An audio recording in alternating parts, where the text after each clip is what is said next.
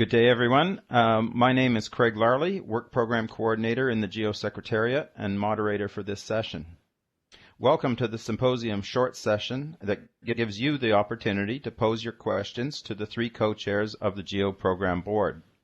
The co-chairs are Ndizwa Malisa from South Africa, Yvonne Petiteville from the European Space Agency, and Yana Gavorkian from the United States. More details about each of the co-chairs may be found on the session webpage. I encourage you now to enter your questions into Slido.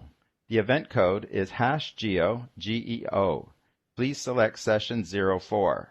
You may also vote on the questions you would like to see answered today.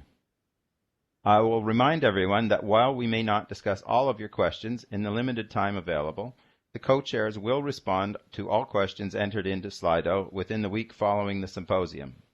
You may enter your questions up to 48 hours following the session. The Program Board is one of the three decision-making bodies in GEO, and the one which is newest, having been created only in 2016. The other two, the GEO Plenary and the Executive Committee, have been part of GEO since the beginning. The role of the Program Board is to support the ongoing development and implementation of the GEO Work Program.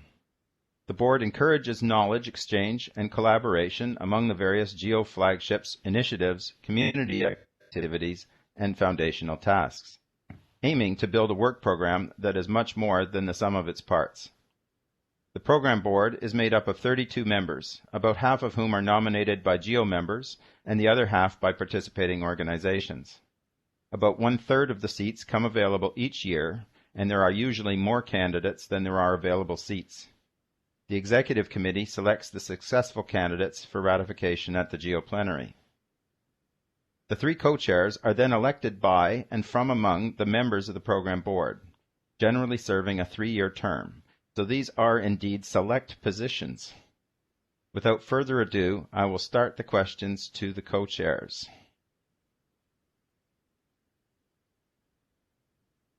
Here, where my Slido is. There we go.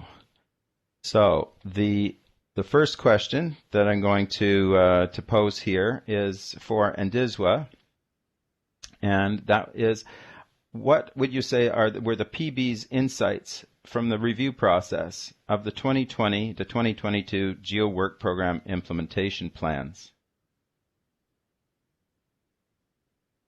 Thank you, Craig. Well, the review process actually made up most of the work of the Program Board last year, leading up to the Australia plenary and ministerial summit.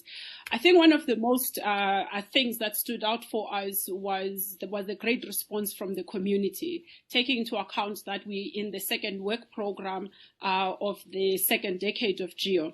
The tremendous effort that the community put in their detailed implementation plans. Yes, we did have to get back to some implementation plans to ask them to fill in some of the tables, because the Secretariat had started implementing a nice mechanism for making sure that the implementation, the activities of the work program don't report so often every year. So there was quite a lot of information that was being asked for right at the beginning, the tables on participants, resources, and so forth. So for some of those, we had to go back, but by most and by majority, the community did quite a good job in providing us with detailed information. It also indicated quite a resourcefulness of the GEO community, in the sense that most of the implementation plans do not have enough financial resources to back them, but rather have what we can call voluntary or in-kind resources to support them. This is also a big limitation with the GEO implementation plan, actually securing those financial resources. So the later session this week that looks at resource mobilization would actually be quite good for the implementation plan. There were other areas that were introduced, or terms. We started hearing the term for co-design and co-development in the GEO community quite strongly. And this was one of the things that the community was asked for. We found that this was a bit of a challenge for most of the implementation plans, maybe because the concept is new. And I saw in the earlier sessions as well, in the knowledge hub, this element of co-design and co-development comes up in different heads, and this is one area that maybe would look at the capacity development working group to assist the community to further define this better. One that we were also familiar with, of course, that's still something that is work in progress for us as a community, is around our collaboration and coordination within the work program. So here we found that most implementation plans are aware of where synergies could be drawn within the work plan.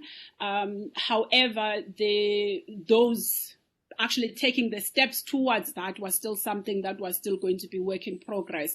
And in a way, maybe this might be a consideration in terms of how we facilitate this going forward in the next implementation plan, because it's almost like you're starting an implementation plan from zero. You don't know if, in this case, because we're moving from an old implementation plan to a new work program, you don't know whether the initiatives that were there before are still going to continue into the new work program. So we found that implementation plans did indicate that they find that there could be synergies between this work program initiative or flagship, but those connections had not been yet made. Where the program board identified the synergies, it then went back to the implementation plan leads to inform them, and in some instances requests for joining activities were made, and the community welcomed this. So I think let me keep it to those 4 or 5 elements, Craig, as being our major insights. Thank you. That's great. Thanks very much, Ndizwa. It's apparent that the co-chairs were deeply involved in this process of preparing the work program. From your answer, maybe following up on that, I'll turn to Ndizwa, to Jana next, to look into how the program board supports the activities in the work program after the development of the work program is done. So while they're doing the implementation, what sorts of things does the program actually do to support them? Thank you, Craig, and good to see everyone's faces who have chosen to spend the day with us. I'm kidding, I don't see anybody's faces, but I know you guys are out there. But still, thank you for being with us. This is a great sequence for the question. It's almost like these questions were co-designed to be complementary and follow from one from the other. So, I think the best way actually to look at, to give an insight into what the program board is intending to focus its efforts on, is actually the construct of this very GEO Symposium, because the themes and the topics that have inspired this symposium actually are largely the themes and the topics and the issues around which the program board is building a variety of efforts. And it all follows from Ndizwa's answer, based on the insights that we've gathered in our work last year. To that end, maybe a little bit about how we're going to address some of these topics that we've identified as common needs within the GEO Work Program community. Look, we, as a program board, we are hoping to be useful to our work program community, not to be associated just with the collection of data to produce reports. I know everybody hates that, and we certainly want to bring actually value added to the GEO Work Program community. And so in addition to actually having the privilege of organizing this symposium with the themes that we hope will service the majority of the work program activity teams, what we are also doing is, well, as you know, we've finally been able to kick off the GEO working groups. These are the working groups that are going to support the foundation of the GEO Work Program, the working groups on climate change, disaster risk reduction, capacity development, and geodata working group. The response of the community to these working groups has been terrific, and these working groups are really going to focus on issues of co-development, co-design, engagement with key stakeholders, policy issues around those specific domains. So that was a major effort, and we're really happy that that is now off and on the right track with the engagement of the community. A couple other things the program board is doing. We've also set up several subgroups that are going to look at issues that are not currently being addressed by the working groups. So these subgroups, and I'll specifically call them out, we have a subgroup on private sector engagement. This may not sound like a new thing, but within the construct of the program board, it's actually a new effort.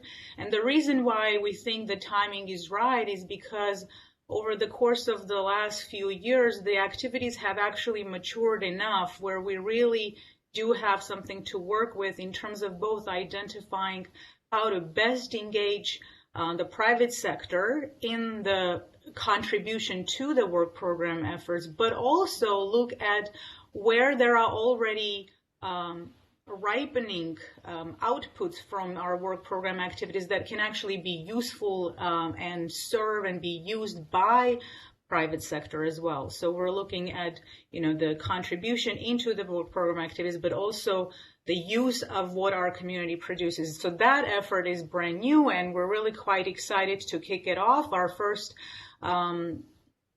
sort of area of emphasis is going to be on engagement of small, micro, medium-sized enterprises across the regions of GEO.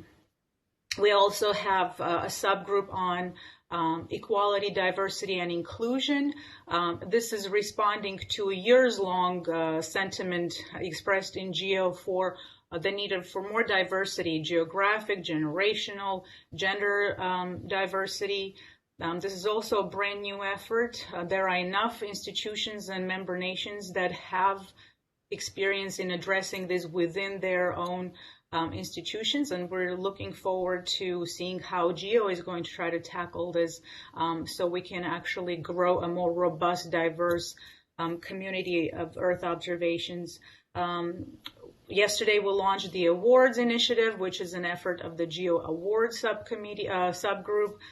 We truly believe in the need to be continually recognizing our star performers, because that's really, who are making GEO happen.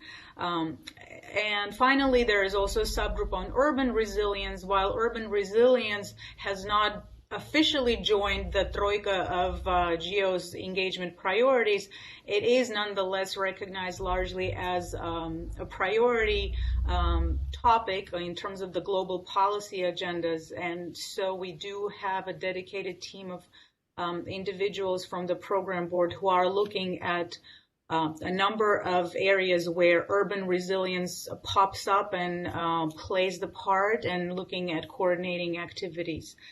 And then the next effort, and this is going to be a big effort by the program board. We are working to kick off what we are calling engagement teams. We maintain sort of the teams into which we split ourselves last year when we were doing the reviews of the implementation plans. We sort of select members, group themselves into teams to build relationships with the portfolios of the GEO Work Program activities, where we used to ask questions about the implementation plans, but now we're hoping to actually maintain that engagement, but for the purpose of growing those GEO Work Program activities, identifying issues where they see challenges, and seeing how we can help them navigate those challenges and be useful to them. So these teams will be looking at common sort of horizontal topics. We haven't quite kicked them off yet, but it's the next on our list of important things to do. So Craig, get busy. And it would be actually quite lovely if from this symposium participants, we could actually hear in what way you'd like the program board to support you, especially through these efforts, so that we can also take that into account. I think that's probably the high level of where we are today and where we're headed. Thanks very much, Jana. That's, I would say, a very thorough answer. I'd like to pick up on one of the points that you mentioned about the urban resilience subgroup. I know that Yvonne has been involved in that subgroup, among other aspects. I wonder if you could talk a little bit about how the program board engages with key external stakeholders, like UN agencies and international financial institutions, and perhaps use some of the examples of your work in the urban resilience subgroup. Thank you, Craig. I see that I just have 15 minutes to answer, so I will try to reply in less than 1 hour.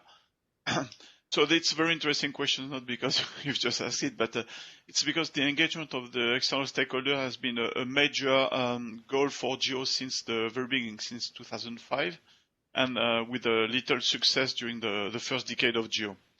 So 4 years ago, in 2016, the GEO plenary decided to focus its engagement efforts in 3 priorities, aligned with the global policy mandate. It was the United Nations 2030 Agenda for Sustainable Development, the Paris Agreements for Climate Change, and the Sendai Framework for Disaster Risk Reduction.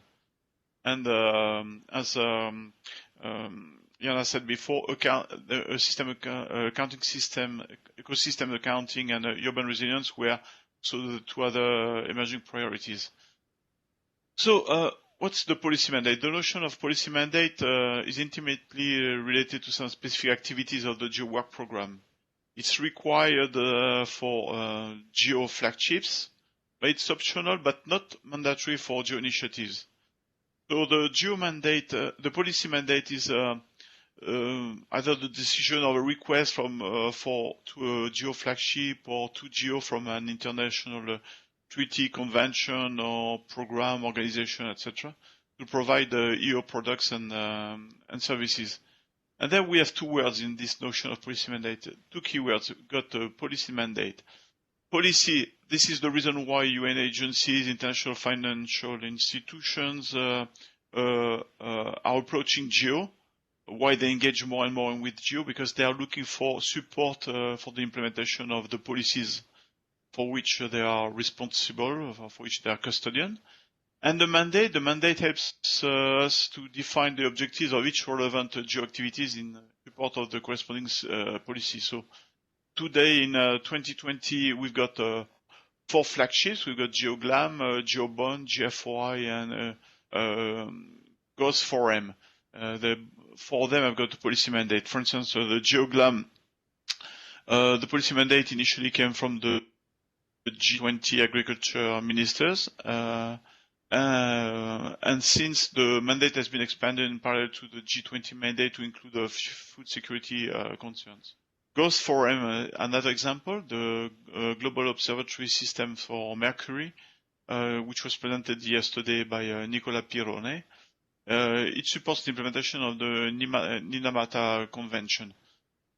But similarly, as I said, there's some GEO initiatives also have got serve international treaties. Just to mention a few of them, the EO4 SDGs that RG Cavada presented yesterday. We got the GEO Wetlands that respond to the Ramsar Convention on Wetlands. The GEO Hazard Supersites and National Laboratories that also contributes to the implementation of the Sendai Framework for Disaster Risk Reduction, or the Land Data Degradation Neutrality, which was by UNCCD for the combat desertification, and that address also the SDG goal 15. So the GEO flagships decision making at all level, at global level, at national level, at local level, and they have developed and they continue to implement reliable and continuing services in response to those policy mandates defined by these international organizations. And GEO aims to encourage and replicate the implementation of the solutions that have been developed and demonstrated through this global, through the GEO flagship. So, if successful, the contribution of those key GEO activities to the international treaties and conventions might reinforce the relationship between GEO and those entities that are intimately linked to those international programs. But engaging stakeholders is not that easy. It's a long process. Decision makers and entities such as the UN agencies, the international level, or the national statistical agencies at national level, often not aware of the benefits they can get from the information which is derived from EO data. Information that sometimes is combined to other sources of data. What's happening? Thanks very much. I just I appreciate your answer, Yvon. It was very thorough, but I would like to provide a bit more time for to get to some other questions in here. But thank you very much. I think that was a very thorough and a useful answer. Maybe I'll turn to Ndizwa again for a question coming in from the floor here. How do you think that the creation of the program board changed the way we work as a GEO community?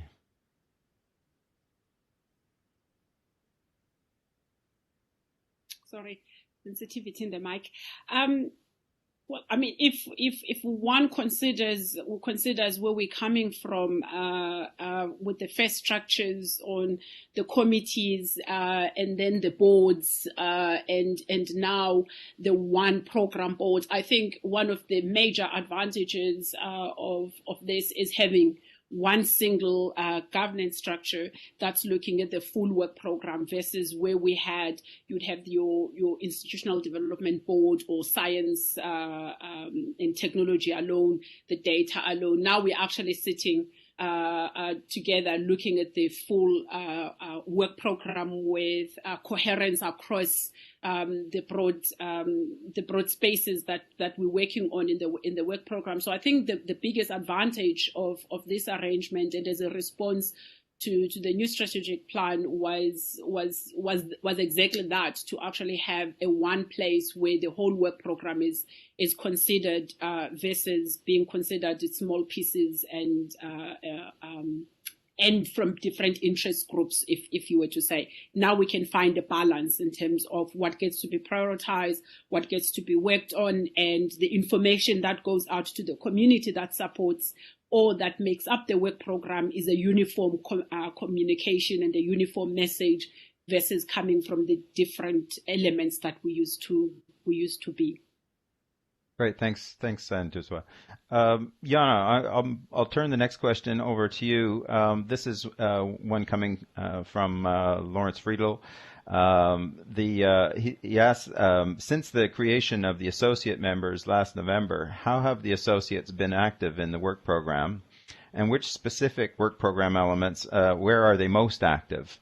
Some examples, if you can provide them. Thank you, Lawrence, for the question. So GEO Associates, and I'll just go ahead and assume everybody knows what a GEO Associate is. But in a nutshell, it's a non-governmental entity, be it commercial or a civil society, nonprofit, that operates on a national scale and therefore is not eligible to be a participating organization. GEO approved the category of GEO Associates actually at the plenary in Kyoto in 2018, and subsequently the Executive Committee in March 2019 kind of endorsed all the details around that category. So effectively, we've been admitting GEO Associates into GEO starting July 2019. And between then and now, we have welcomed 13 organizations that are now GEO Associates. One of the prerequisites of the GEO Associate is actually that they be already involved with GEO or in support of GEO objectives in some form or fashion for a minimum of 2 years. So we're making an assumption here. It's not just an assumption. We've actually looked at their applications that they have had a history in working with GEO or major elements partners of GEO. And will continue to do so and perhaps grow their portfolio. Because our first sort of data gathering effort on who contributes what preceded the beginning of the admission of the GEO Associates, we don't really have fresh data that shows what these associates have done in the work program since they've become associates. But we do have information on some of them and how they've been engaging. You know, the organizations like CREAF of Europe, ESRI of the United States, Acclimatize. They've been engaged in a number of GEO efforts, both in the work program, that's CREAF and ESRI, for example. Acclimatize has been engaged in organizing events and having talks around issues of climate change, adaptation, mitigation. But what's really interesting, and I'd like to highlight, is that in the most recent call for members for the GEO working groups, which will support in a robust way the efforts of the GEO Work Program implementation, we had 10 of the 13 associates nominate members. And of the 10, I think we have 6 members on each, not 6 members on each working group. We have 10 members for all of the working groups. So it's very robust response. They're on climate, disasters, capacity development, and data working groups. So that's effectively all of them. So that's quite exciting, and that really gives them a way to substantively support and mix with the GEO community. But we will have more data as we produce the highlights reports every year as to what exactly they're doing. So I hope that answers Lawrence's question. And if not, he knows where to find me. Thank you. Here's one for Yvonne that's a little bit more of a personal question. What is the most challenging aspect you find about being a program board co-chair? If I want to make a joke, it would be that you have to... As a male co-chair, I have to work with 2 ladies that are brilliant and have a strong character. So, but that's just a joke. No. More seriously, apart from the work, the quantity of work, which is quite significant, especially when we arrive at major events. First, the program board, as you said before, is composed of 32 members that have got different background, different interests. And so it's very difficult sometimes on some key topics to find a consensus because people have got a complete different opinion, sometimes at 180 degrees one from each other. And maybe the last challenge I would say is that the program board has plenty of ideas. We've got many very imaginative members. And the difficulty is that we have a limited power in steering the activities of the GEO Work Program because we have no budget. We don't have. We can just count on the goodwill of the people that are in the various GEO task team to accept the advices or the recommendations from the program board. Just based on goodwill. So limited power in steering the GEO Work plan as much as we would like. Good, thank you very much. We only have a minute left, but I'll turn to Ndizwa for the last question here, and unfortunately we'll have to be brief. What would you say is the best part of being a program board co-chair? Oh, that's a very easy one. Having these 2 sit next to me is the best part of it. I think